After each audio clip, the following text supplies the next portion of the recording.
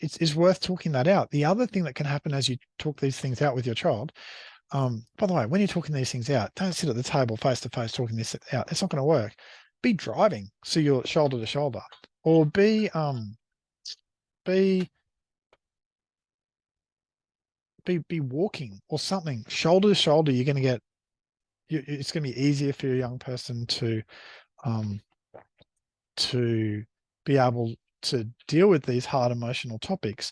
And these topics are emotional because if you've only got two friends and one of those friends is not actually a very friendly friend, that's actually a very triggering thing to look at. So it's ideal that you're shoulder to shoulder having those conversations, not face to face. Even though as parents we want to be face to face, it's not going to help.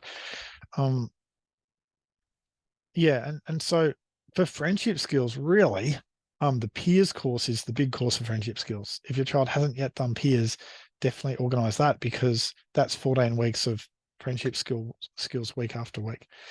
Coming back to this though, if I share this screen with you, so it's like the idea is we want our life to not we want to not be doing life alone. We want to be Superman, not Batman.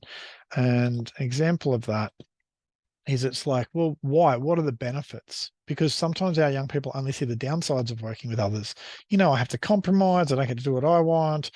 I get upset when they don't do what I say. It's like, no, there are benefits to doing things with others. And it's worth the downsides of having to compromise to get the upsides, which is not being alone, and which is the fun of when friendships are working well.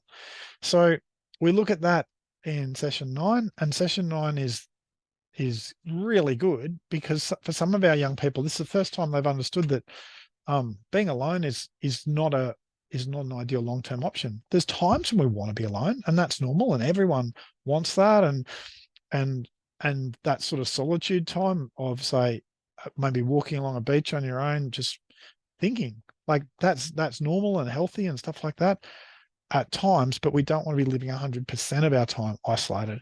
And that's why we want to be building friendship skills now for friendships that really aren't going to blossom for 3, 6, 9 months. Okay. So that's a hard perspective, but it's a perspective that works.